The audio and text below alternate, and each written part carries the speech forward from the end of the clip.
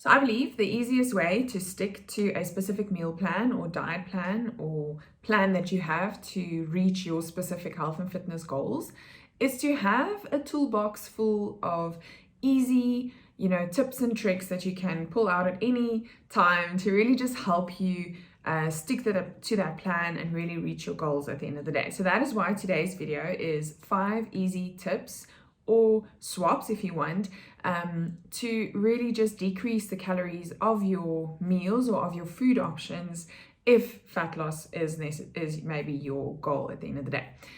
So let's jump in. First of all, hi, my name is Melissa Nell. I'm a registered dietitian and I'm part of the Body 20 Nutrition Doctor team. And I really hope this video is helpful to you, and you're always welcome to let us know if you have any questions or if there's anything specific we need to help you with. Okay, but let's jump in. The very first tip that I have is if you are eating meat, is to try and opt for your lean options as far as possible.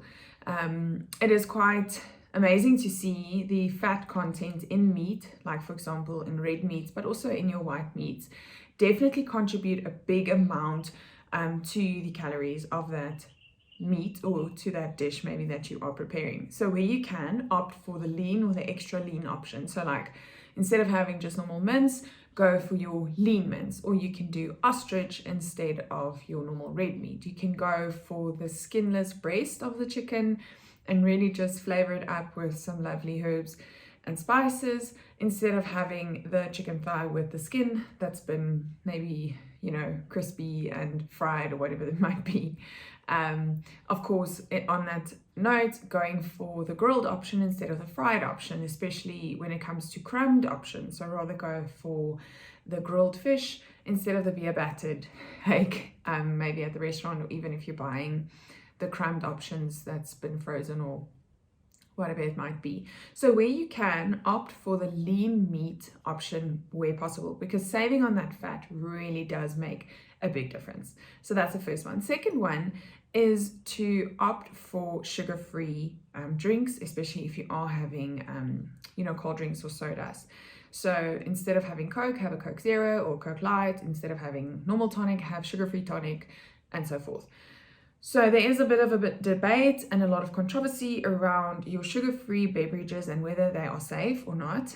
And the short answer to maybe a very long-winded explanation would be that yes, they are safe if you consume them in moderation. So don't go overboard and consume liters and liters and liters of these beverages every single day. Rather have it as a treat here and there, but ultimately saving on the amount of sugar and calories that you would have saved in that can when you had Coke Zero instead of Coke is definitely going to make a very big difference at the end of the day, because that sugar content is also actually quite detrimental to your health. So opt for the sugar-free option as far as possible, but keep moderation in mind. The next tip is if you are someone that loves using sauces in your foods or adding sauces to your foods, is to opt for your low calorie or your light option sauces. Nowadays, the shelves in the stores are packed full of lower calorie options. So I really urge you to experiment a little bit with that. I know it might be daunting buying a whole, type of sauce or bottle of sauce, but really try and opt for options that are maybe your favorites, but that come in a lower calorie or low sugar or light option. You really are going to save a lot on that. And in that same breath is to use sauce sparingly. Even if it is a low calorie sauce, it's still an additional calorie that you're adding to that meal. And if you can get away with not using it, then you're going to save even more. The next tip would be to opt for high fiber foods where possible. High fiber foods are typically foods that will fill you up a lot quicker and with less food. So of course, then you will eat less food, so you will consume less calories.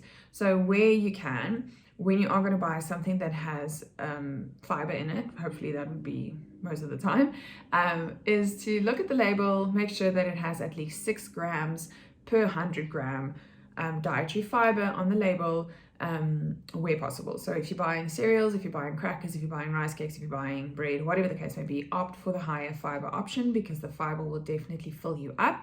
It'll keep you fuller for longer.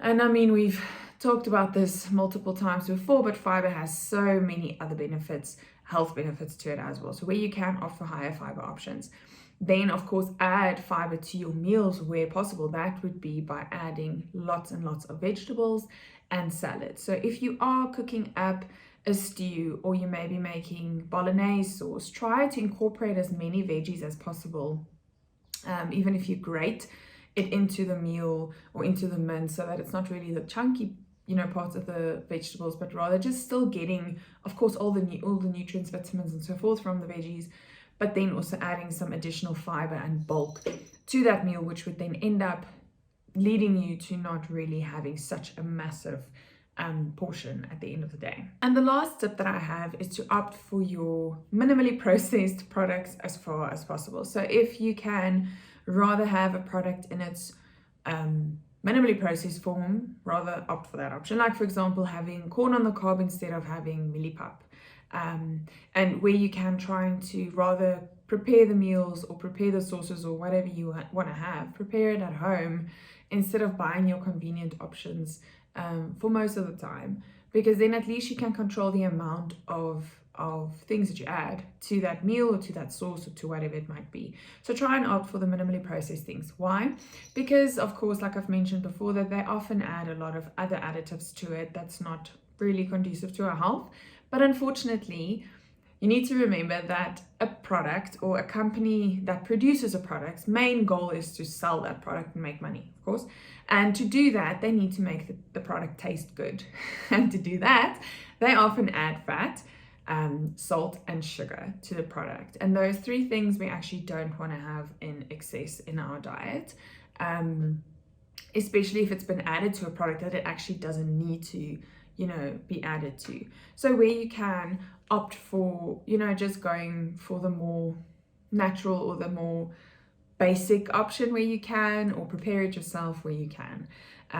So yeah, those are the 5 tips that I have for you. Hopefully you can add them to your toolbox, and that, you can just try and implement them throughout your day to day, which will then at the end of the day make your whole, diet and lifestyle a little bit more sustainable, that you don't need to worry too much about this is the specific foods that I need to eat or that or the other, but really just trying to implement these small tricks in your day-to-day where you go.